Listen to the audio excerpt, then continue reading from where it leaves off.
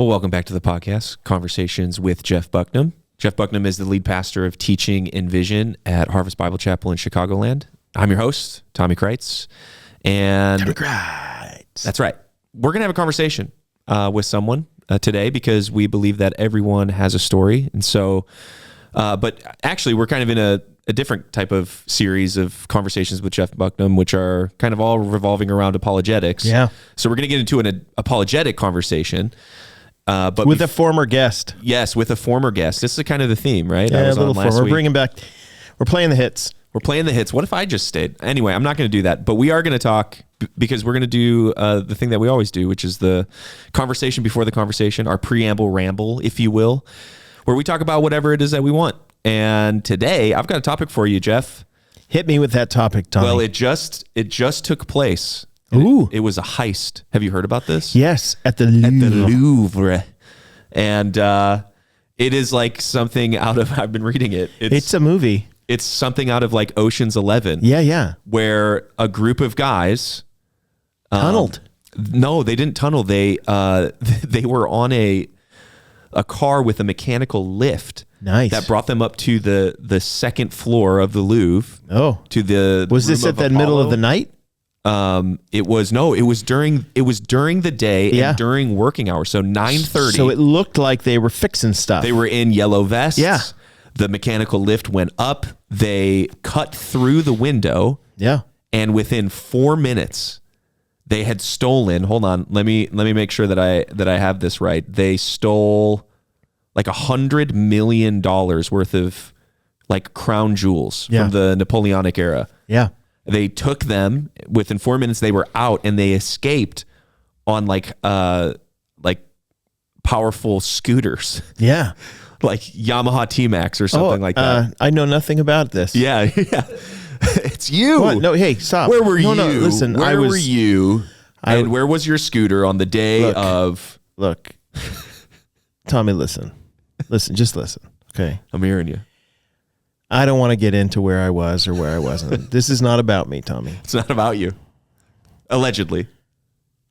Tommy, if I did steal all of those things, there will be signs. There would be signs that you just, I stumbled into a fortune. Yeah. How do you... Like $150 hat. Yeah. Stuff like that. Yeah. Curious that you've come in wearing... $150 hat. Yeah. Huh. Yeah. That seems like something that someone who I know. Listen. Who came into Tommy, a fortune recently. Tommy. It's not like I know anything about scooters. Yes. No. I'm actually kidding about the involvement in this crime. Yes. I was not involved in the crime. You were not involved. Right. That's good to know. Yeah. Although that is, it's pretty audacious. Yeah. Right. Yeah. Kind of in broad daylight. While the Louvre is open. Yeah. And just probably they've had people around there over the last little while fixing windows and things like that. So no one thought anything of it. And of course all of the alarms and stuff are off. Yeah. So yeah. You go in, you grab what you want, and you leave. So here's the question I have for you though. How are you going to move that? You got to melt this down, right? That's got to be question. So you're kind of just going to ruin. You're going to ruin the crown or whatever. You're going to take it, and it's only good for its raw materials now for you. So it's like, because you're not going to sell the crown to some dude. Or do you? Is there like... What are you talking about? Like this is the thing, right? It's like the black market. Somebody's going to show up. And like it all of a sudden it ends up at some like billionaire's house somewhere someday in their private collection. Yeah, it's a private collection. Yeah. And like under the ground, he just shows to his friends. Yeah, like look at this. Jeff Bezos has got it now. Yeah, and exactly. He's like, see this? Because how else would you... Yeah, you would either have to melt it down, which I feel like would massively...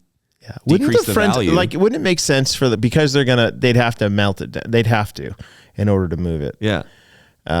Wouldn't the French kind of be like, look, if you give it back, we'll give you the 100 million euros or whatever. Yeah. But then they give it back and they're like, gotcha. No. All sorts of jokes about the French are going through my mind right now, and their ability to protect things. I can see it. Yeah. I can see it happening. They don't have a rich history of protecting things post-Napoleon. I was told by someone, I haven't read it in the article yet, that they were like working on their security. Like, hey, should we fix this? And then this happens. Yep, you should have fixed it. Well, the funny thing is that's what these guys, the excuse that they probably had for going up to the second floor. We're here to fix the security. We're here to fix the security. So they did. They got up. They got in. They got out in less than 10 minutes. That's pretty impressive. Which is that is some serious planning. Yeah. And my wife wasn't involved because she's never gone in and out of a store or anything like that. Ooh, what if we in less than 10 minutes? I've got the stolen items. A tiara and a brooch. Ooh. Belonging to Empress, not even going to try, wife of Napoleon III, an emerald necklace and a pair of emerald earrings, a tiara, a necklace and a single earring from the sapphire set. So they stole one of them. That feels like a smash and grab move there. Yeah, it does. Hey, we didn't plan on this, but that's mine. So now they're going to give it to some dude who's got an earring. Is it brooch because they just have the one earring? Brooch? It's a brooch. Brooch. Yeah. Yeah. All right. And then they stole an item known as the reliquary brooch. Ooh. So.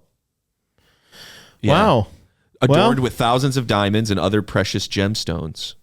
And just priceless. Well, that's the thing, right? Is this what are they worth? Yeah. The history and all that. But that's my thing, though, is that you'd think the French would be, you know what? The history matters more than. So please don't melt it down. Sell it back to us. Yeah. Good on you. You got us. You got us. You got us good. Yeah. Don't they kind of give away money to the EU gives away money to everybody else. They might as well just give it to these guys. Might as well. Good job. For testing our security, you get, right. $100 million. Right. And we get our items back. I wonder what is the plan for that. I don't know. Just try and catch him and prosecute him before they melt it down and I don't know. And move it. I'd have to imagine if they got in within 10 minutes, in and out. Those are probably already moved. It's pretty impressive. Yeah. Oh, they must have had a plan regarding how they would move the thing, because then they wouldn't do it if that was the case. You don't do this, and then come out and go, I can't believe we did this. How did that possibly work? And then you're stuck with these things. Did it. What do we do now? They did. It's like the whole Ocean's 11 thing. It does. Somebody's going to make a move. Honestly, the script is already being written right now. Yeah. About this. As it should. It's impressive. What if it actually is, though, a bunch of guys who did it and then don't know what to do with the stuff now that they got it? Because it was such an outsized possibility that they would get it. Yeah. And now they're holding on to these things in their house somewhere, and they're like, we don't even know what to do with this stuff. Yeah. They're probably wearing it around their house while they're making dinner. Yeah, look at my tiara. How beautiful is this? All right. Oh, so this isn't anything new either. There's been a recent spat of thefts targeting French museums. So the French are really under attack. Their museums are under attack. Last month, thieves broke in to the Louvre. To the Adrien de Bois. I've not been there that way. Maybe. I've been to the Musée d'Orsay, which is quite beautiful. It's an old train station. And I've been to the Louvre. Yep. It is it is, yeah. They stole porcelain, reputedly worth $11 million. I don't think it's reputedly. That's what they say. That's reportedly. Well, that's what they're saying here. This is the BBC, though, so who knows? In November of 2024, 7 items of great historic and heritage value were stolen from Konak J Museum in the capital. 5 were recovered a few days ago. How about that? Isn't that something? Same month, armed robbers raided the Huron Museum in Burgundy. Wow. And that's a lot of art. It does make you wonder how much art and historic possession theft goes on just normally. Maybe this is a normal thing. We just don't ever know it. I've never even heard of these things happening, but maybe because it's the Louvre, maybe high profile, finally, now we're realizing, wow, this happens way more than we thought. Yeah. Or maybe do you think it's the same thieves? That'd be something. You don't usually hear about this kind of thing happening in a non-war time, because this usually this is what happens during wars. So one country will take over another. And one of the first things they'll do is they'll go to the local museums and all that kind of stuff and steal all the art. Yeah. And they move it. So it's our art now. All over the place. Yeah, it's ours. Wow. So that's like a thing that if you ever read your history, you'll find that some of the stuff gets moved all over the place. That's wild. Because of this, yeah. Well, hey, that's, hey, listen, maybe you find that interesting. Maybe you enjoy movies like Ocean's 11, or maybe we're just updating you on the events that are happening around the world about a week late. So maybe. Well, listen, Tommy. Yeah. Speaking of single earrings. Yeah. Our guest today has probably worn a single earring in his life. Is it true? Have you? No, he's denying it, but you guys will talk about it. Well, that should probably be the first. He's got a lot of tattoos, so I just think it would work. And he's got 2 earrings right now, so it's not out of the question. See? Yep, it's not out of the question. So you guys are going to have a conversation, an apologetics conversation with Dr. Christian Constante, and also the pastor, campus pastor of our Rolling Meadows campus. And you guys have quite the topic today that you're going to discuss. And so you guys are going to get into that topic right now. Let's go.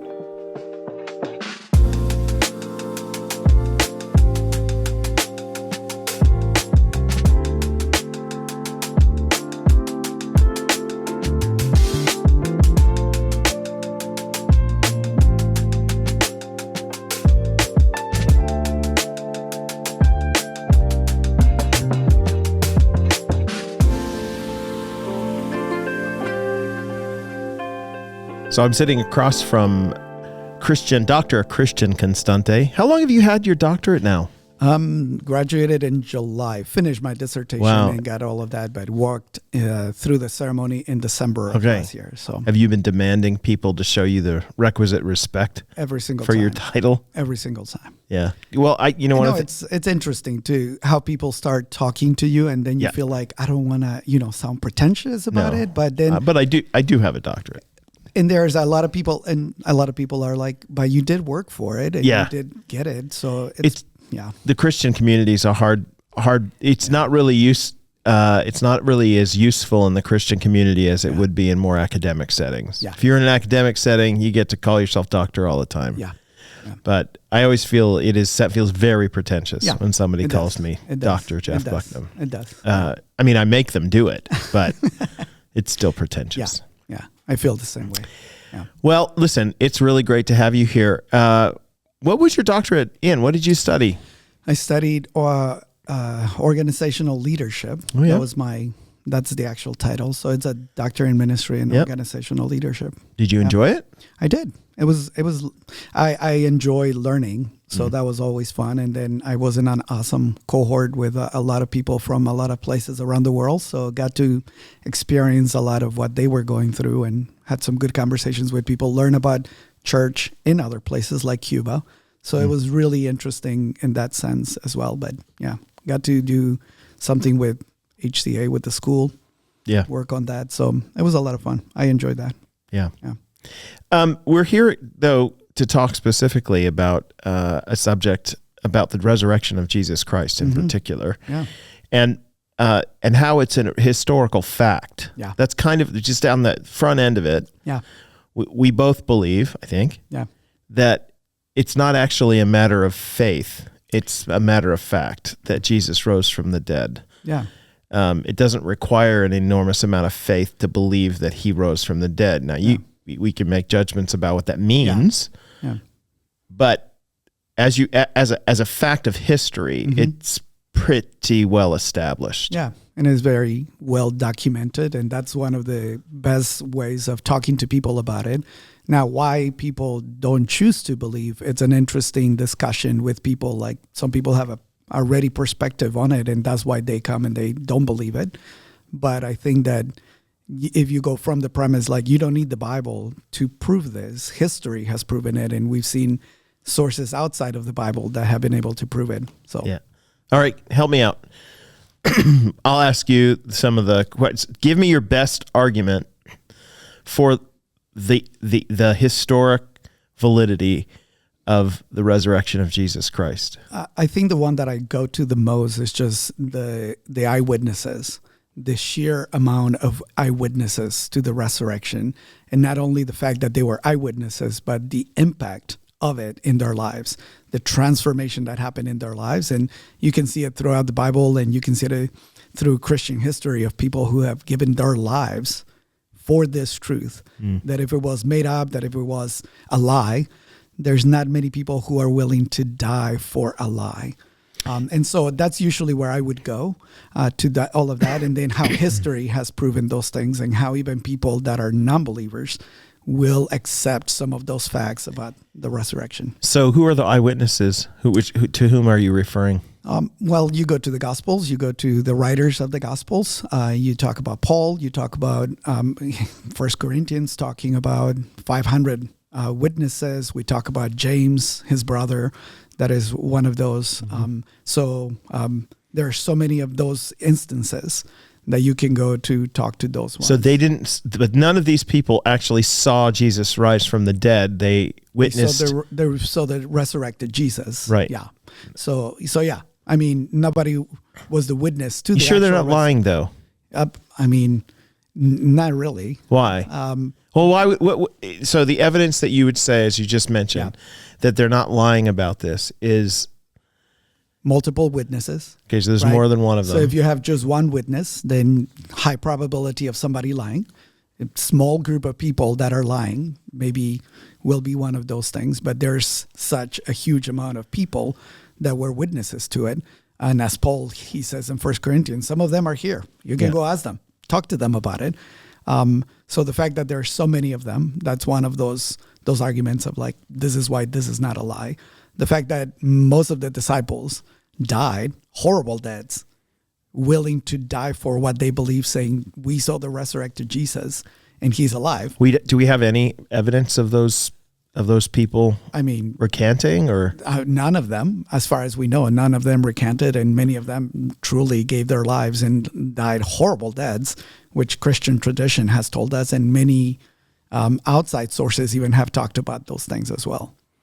But so terrorists believe in a religious tradition and they fly planes into buildings, right? Yeah. So it's giving one's life for their religious faith is not uncommon. Yeah, I would agree with that. That is not uncommon. Yeah. So does that mean that, obviously those guys who fly their planes into buildings are not, we don't think that they're truthful. Maybe to them, like they are thinking that when they are doing those right. things. So my point is it possible? Because I would say that those people are believing a lie, but they don't know it to be a lie. Yeah. That's different than what you're saying though. Like these guys, like in order for them to, what these eyewitnesses have done is basically say, we saw Jesus die, and then we saw him physically, like face to face type stuff. Yeah. After he actually died and was buried. Yeah. And so he resurrected and he spoke to us and ate with us and that sort of stuff. So for them to then go on and report that to others, and even though they themselves were under threat of persecution or death, they never recant. Yeah. That's different though than somebody flying an airplane into a building, in the sense that the person who might be flying, like the terrorist who does that, or the person who says, "Oh, I'm going to give my life as a suicide bomber for this thing."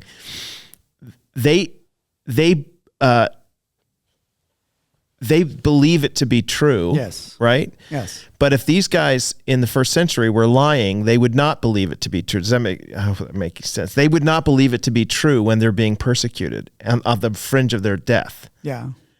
I think that especially also the pressure that they were under, the constant attack that they were under. So the threat over their lives was not a choice that they made to give their lives, but they are getting all this pressure from people to and at some point you would think that they would be like, you're right. Is this worth it? Right? Like, and it's for a known lie. Exactly. Especially knowing that is a lie. Like, why would it be something that they are willing to die for? Like at some point, and some of those deaths are like excruciating, like very painful, very horrible things happening. So at some point of that, you're like, no, this is a lie. Like, I don't believe this. Like, we all made it up. What right? would they gain out of a lie? Well, that's the thing, right? Like, what do you usually gain out of a lie? You can gain money. Yeah. They were poor. They never made money. It's not like they became rich and they were successful in fame. Fame. It could be the other thing, but I don't know if they were actually persecuted. They were run out of things. They live underground in many ways. Yeah. So those things, and the other It's thing also would be. I mean, that fame thing too is one of the challenges, of course, is that people we tend to try to apply modern thinking and the modern world to those days. Yeah. People didn't get famous like they do now. Yeah. Like, they don't go viral. No. With a video, they didn't get any of that. No, and what you would want to be famous for in that world would be very different than what now. Now it's like, well, it doesn't matter how you get famous. Fame in and of itself is a value, usually because it leads to money or influence. Yeah. If you become famous in an honor shame culture for a shameful thing, that's usually, I mean, people kill themselves for that kind of thing. They don't want to be known for that. So here you have a situation where these guys would be known for basically saying that Jesus is God. A bunch of Jewish people saying Jesus is God. That is blasphemy. Yeah. And would be shameful. So the people who they're getting famous among, I mean, they're not getting any benefit from the fame. No. They're only getting rejection and hatred and ultimately death. Yeah. In most of their cases. And if you account the fact that they are under Roman rule, and so they are also wanting to destroy that because it's another worship. Right. They want worship to the Caesar. Right. So why would we bring this, and why would they want that anybody else to get any other fame? So it's an affront to their religion, and so they want to.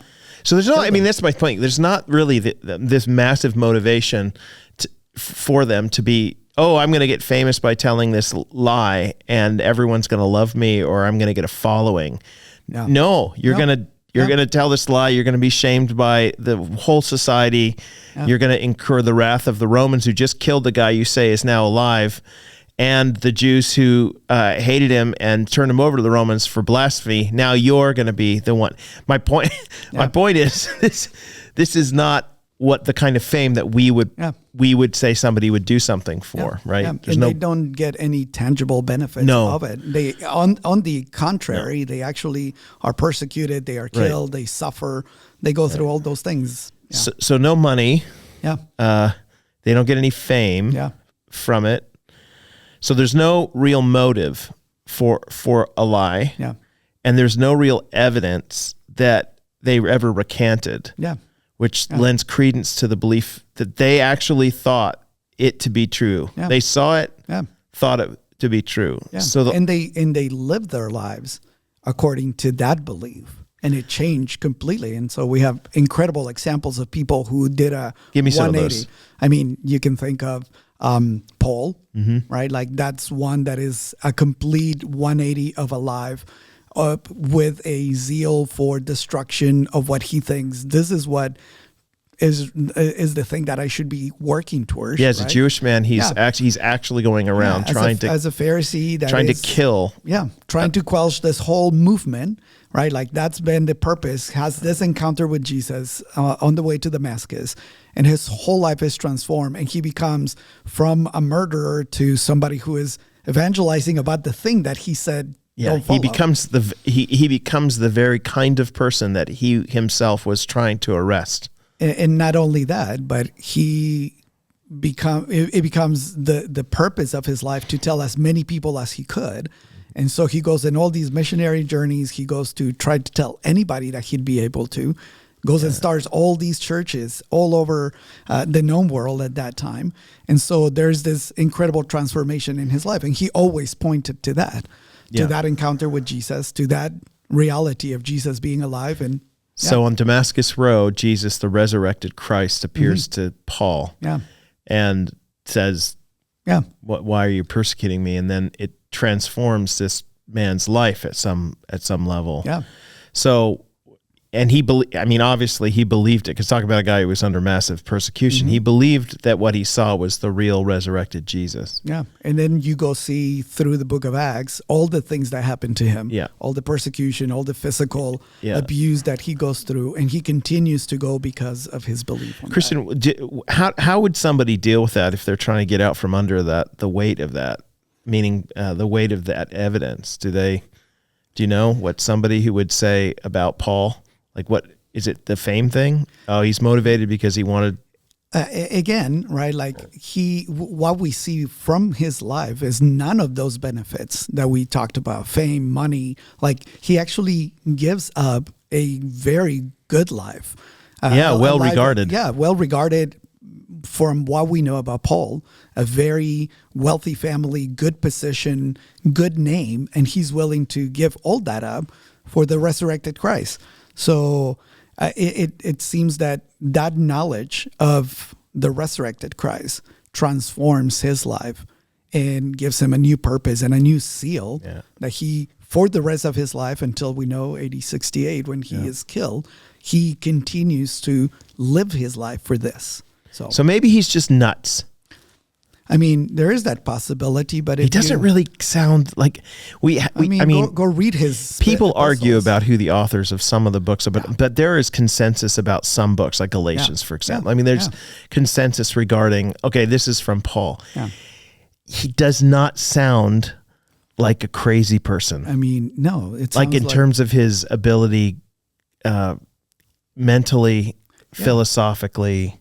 And it's one of the things I love about Paul is the fact that he was the perfect person for that moment of the church. His preparation as a Pharisee, all the intellectual understanding of Jewish understanding of faith with the reality of the resurrected Christ gives all the theology for what the new church was going to be. And here's a man who's going up on Mars Hill to the place. He's going into the heart of some of the smartest folks around, proclaiming this resurrection. Now they're calling him a fool because, of course, that's outside the bounds of their understanding. But his ability to argue for it is not in question. Yeah, and some believe. So the point is that he does not come off as somebody who is a nut job. Yeah, trying to do this. So Paul, his person seems to be evidence of the transformation that takes place. Are there other?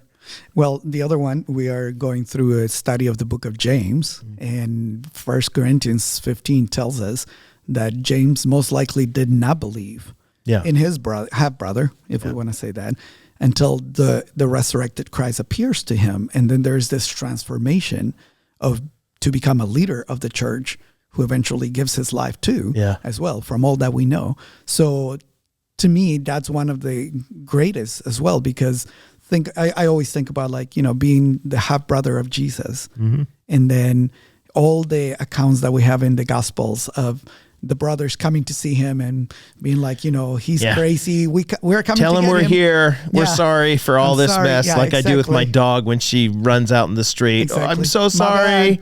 I'm so sorry. He's a little bit crazy. He's been talking about these things since he was little. We've been trying to, and then to go from there to live a life where he dedicates his life for the cause of Christ and to be a leader of the church.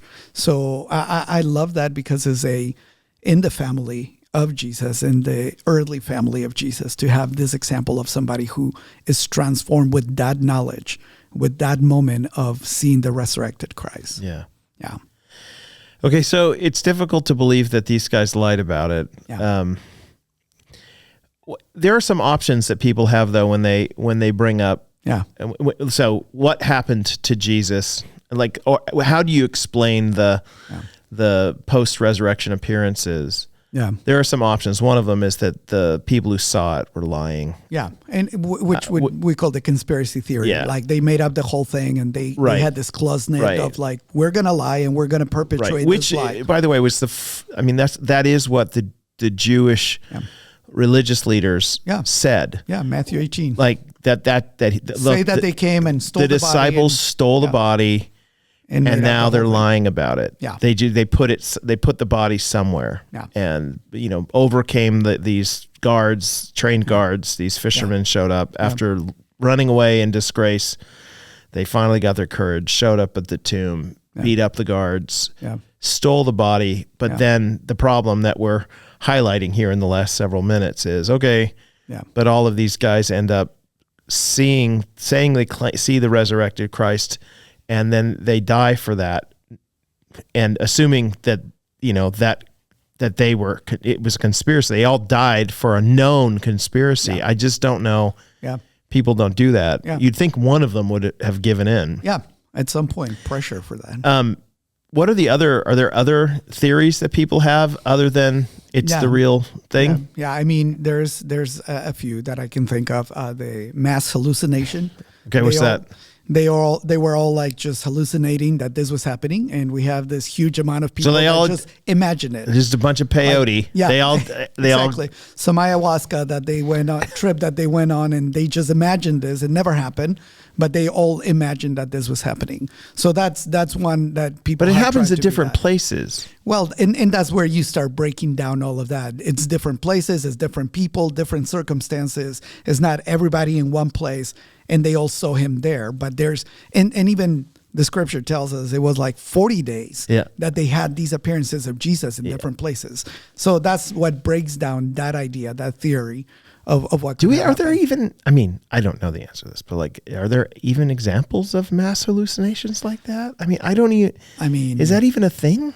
Not that I can think of where it would be a verified thing of those things. I mean, like everybody, my point is like 500 people in one particular spot, like all see the same thing. Maybe, I don't know. Some people claim that about Mary here and there. I don't know. But even then, though, they take pictures of it, and you can kind of be like, oh, I see the resemblance of the whatever. So it's not like what they're seeing is not right. But what they're seeing from Jesus is not some like form in a cloud, or like the toast got burned and it looks like the face of Jesus. The face of Jesus. We're actually talking about living, breathing, talking, eating with him, touching his body, like all those things. Yeah.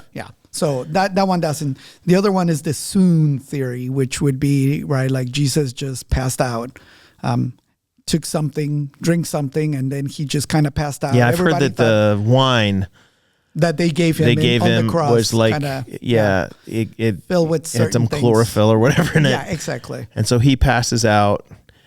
And then presumably awakens in the tomb. And then he is verified to be dead by a Roman soldier. Spear on the side, by a Roman soldier whose job it was to verify for the death of people. Which is always interesting, the water and blood combination, that the fact that Luke is the one that talks about that, and he was a doctor. Yeah. So he's actually describing it's something a dead person. Exactly. Yeah. And what would happen with a dead person. So describes that.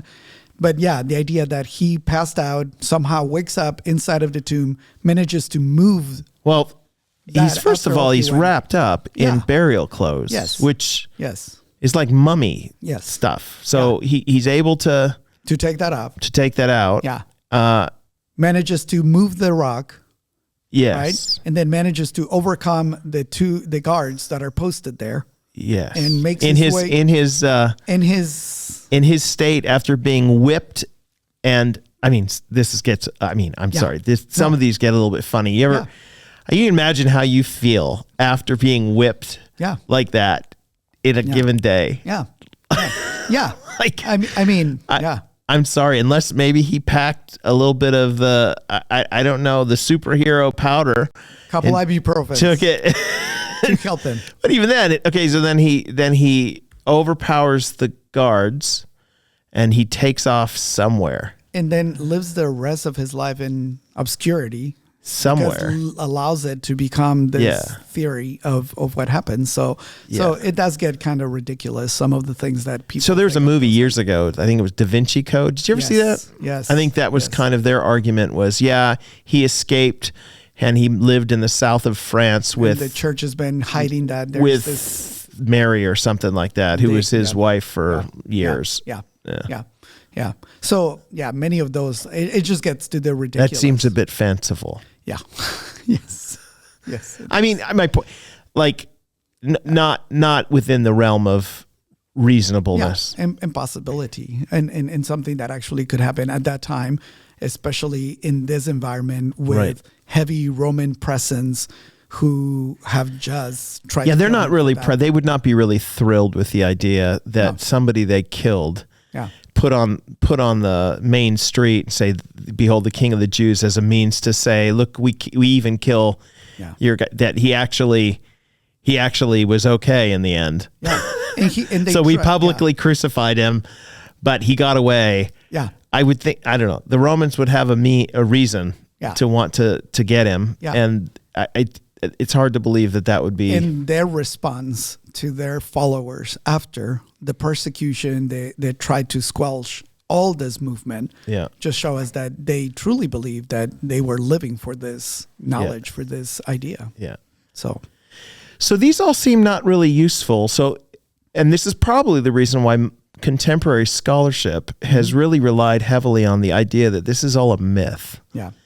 And some have argued, even recently, which is shocking to me, that the person of Jesus wasn't even real. Yeah. Which is hard to. ludicrous. Well, it's hard to take, given all the evidence we have, not just in the New Testament, Yeah, but and outside sources of that, Right. Like Josephus and all these things that Yeah. we have outside of the Bible that verify. who make mention Yeah. of this. So, and they're all, I mean, many of those, especially the things that are written about him near the date. We have actual manuscripts from near the date that he was alive. And this, like you say, it's not like 500 years later, No. 800 years later No. of this happening. It's like within few years of when this has happened. So we already have accounts of it. He was, one of the things that I remember studying in seminary was the historical evidence for Julius Caesar, Yeah. and comparing that to the historical evidence to Jesus. Yeah.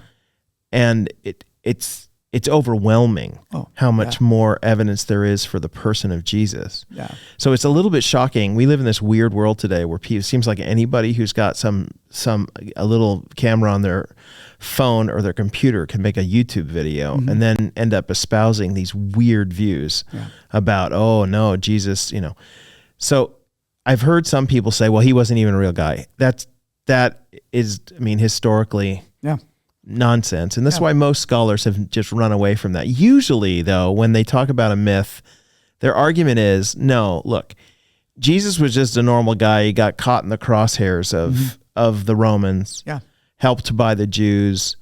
He actually did die. Yeah. He actually was buried. Yeah. He's just a normal death, but his followers so overwhelmed by this Created this whole either created or the stories grew over time that he was God. Yeah. And then we saw him. Yeah. And even though we saw him wasn't true, or it just, it grew and it grew and it grew, so that it's a legend, basically, the legend of Jesus. And the documents then, in order to make that work, you have to take the New Testament documents and make them really old. Yeah. Or sorry, younger, meaning that they're, from 200 years afterwards, or that all of the Gospels have to have a late date, meaning that instead of saying that they were written in the 1st century, they're written in the 3rd century. Yeah. So this is really where most modern scholarship has gone. Yeah. Help me to, why shouldn't I believe that this is just a big myth that grew up over time, that Christians are just believing these stories that, they weren't told by anyone with any kind of, misgiving. So they just kind of got bigger and bigger over time, in the same way that my stories, when I tell them about the fish I caught, are now about a whale. Yeah. Well, I think that many people miss the sheer volume that we have of documents, of early documents, that can verify these things again and again and again. So number one, so much to do that. Like you said about Julius Caesar, like same thing with like Alexander the Great, Buddha, like we have so many documents so close to the time of Jesus that show the reliability of that account. And then the outside sources of those things talking about there was a man named Jesus, this happened. And then sometimes even his followers live this way, act this way. They are doing these things that I go back again to the impact that the fact that he resurrected. Well, Paul himself is a challenge for this whole theory. Oh, of course. Because there really isn't a lot of debate about whether this guy Paul lived or that he wrote some of the stuff. Mm-hmm. So unless his story is a lie on his own part, but again, then you run into all the problems with this guy dying for a known lie. Mm-hmm. But his life was transformed by something that he actually saw and experienced, and all of a sudden was willing to incur the wrath of the very people he was the judgment keeper for before. Yeah. And that those documents, you said we have a lot of them. Like, how close do we get in terms of like the dating of some of those documents? I mean, it depends. Certain people will, but we are talking about documents, probably some of them, maybe Galatians, maybe like 6 years after Jesus died.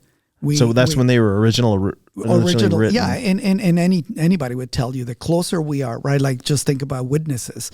Yeah. A witness that writes their memories like a year after it happened, rather than somebody 50 or 100 years later, right? Like, the closer you have memories, the more that you're going to be able to be more accurate to the things that you're holding. So when you think about, those are the earlier ones, maybe 40, 42, Paul writing starting in 42. So if this stuff happened in 33, 34 AD, whatever, somebody writing in the 40s is within the lifetime of other people who are around. Yes. That's kind of the point. Yes, that exactly.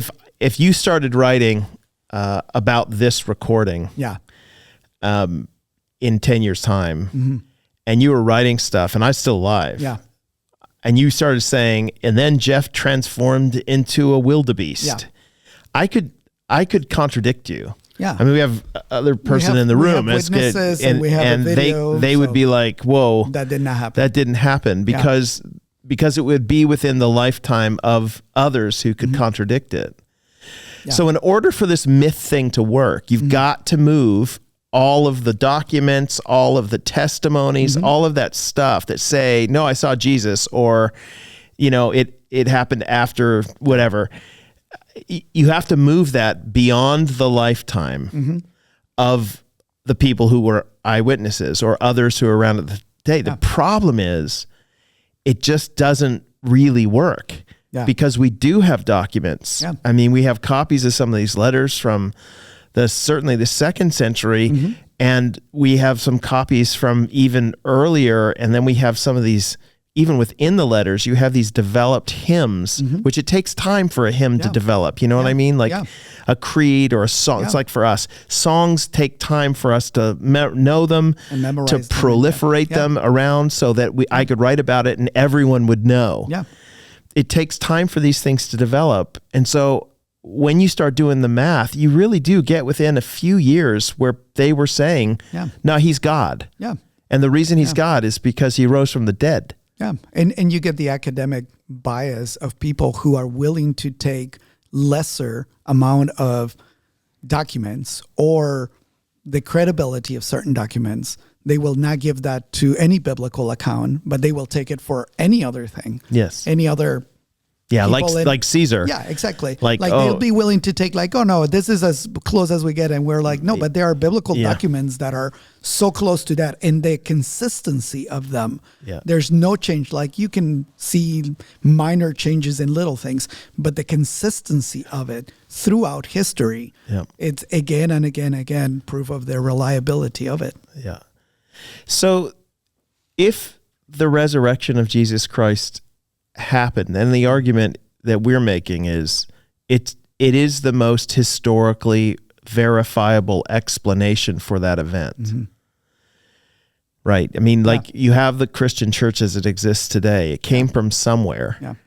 Yeah. And the history shows that it came from a bunch of eyewitnesses who claimed they saw this guy whose lives were transformed by it, who ended up then professing it and spreading the word all over the place that it took place. And now you have the church that exists today in all of its worldwide glory, I guess.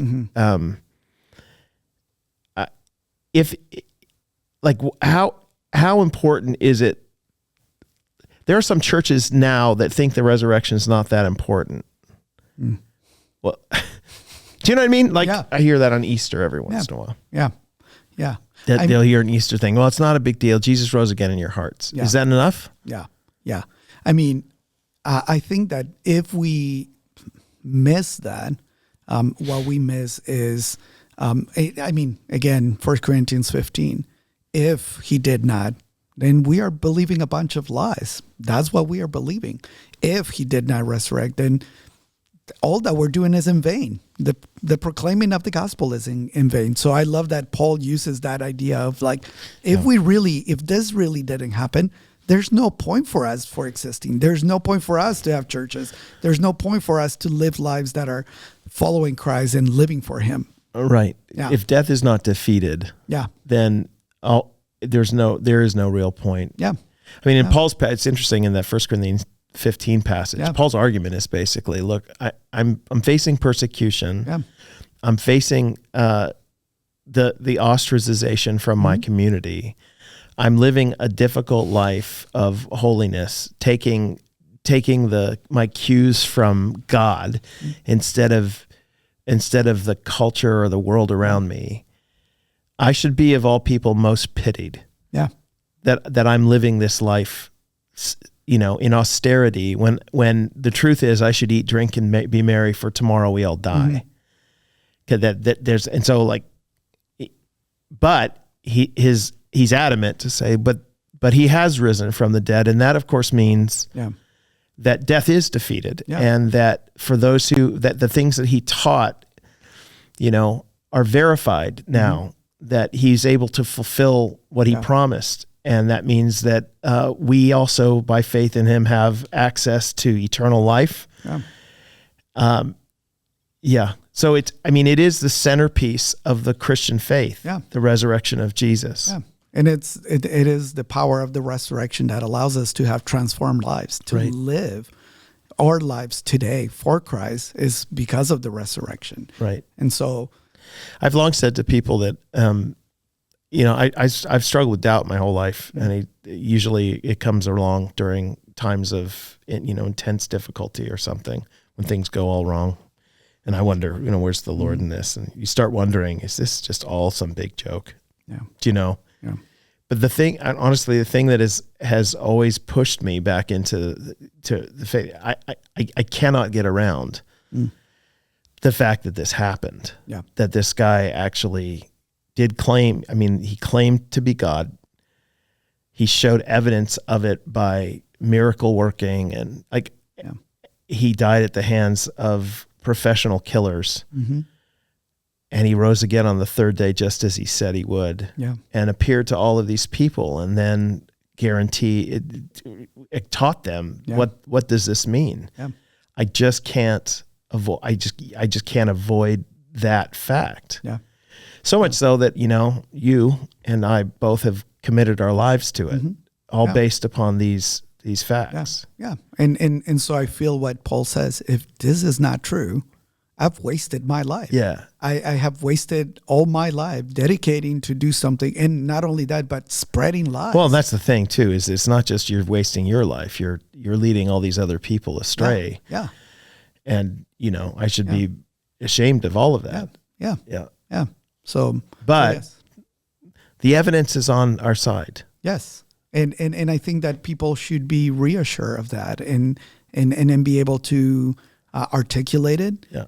It's not that difficult to be able to just get some understanding on that. But I would say, yes, it's on our side.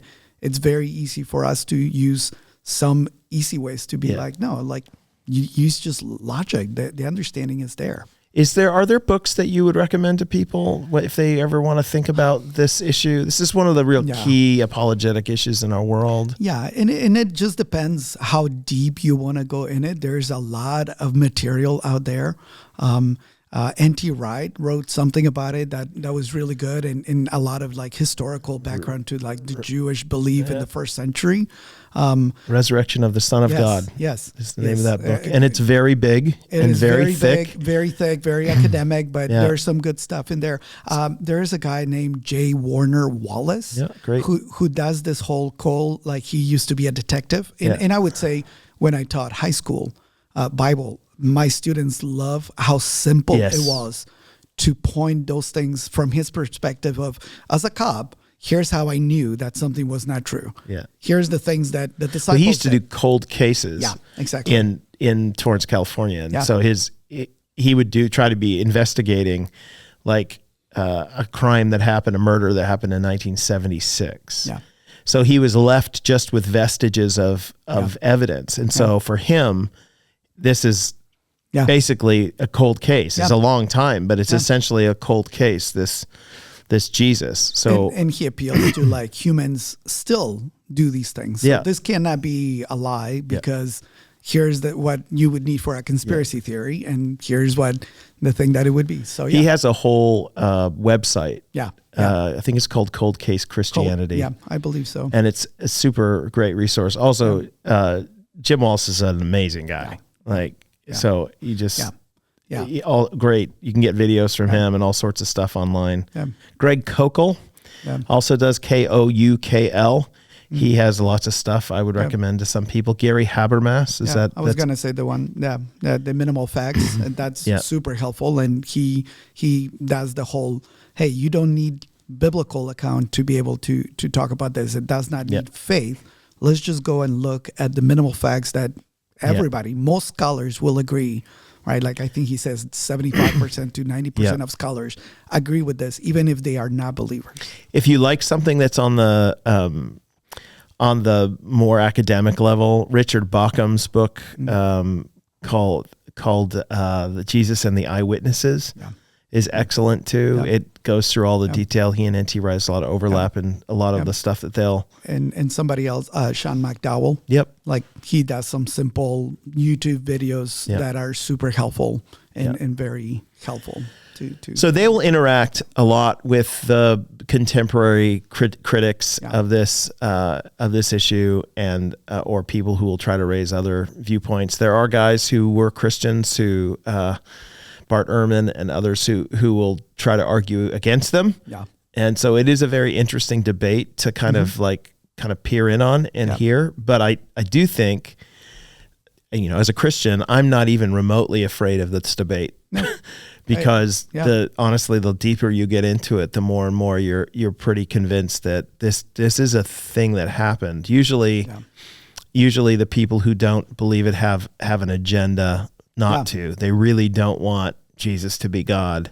They already come with the understanding of this cannot happen, therefore it cannot happen. And so they have that preconceived idea as well. Or the other thing is somebody who, if this is true, that means I need to change my life. I need to adjust all that I'm doing to live to the knowledge of a resurrected Christ who demands that my life is conformed to what he says. Right. And so many people are afraid of that. So they choose I don't want to do that. So it's difficult sometimes for those folks to see the facts in a clean manner is what I'd say. Without some predisposition against them. Thank you so much for spending time with me, dude. Always a pleasure to chat with you. This. Thank you for all the stuff you're doing here at the Meadows campus, and pull Christian aside and ask him why he thinks Real Madrid are worth anything, because they're not. Although there's an Ecuadorian who plays football for Arsenal now. So I'm cheering for them now. Attaboy. Yeah, most people see the light in time. Sure. God bless you. Thanks so much for spending time with me. And for the rest of you, we will talk to you next time.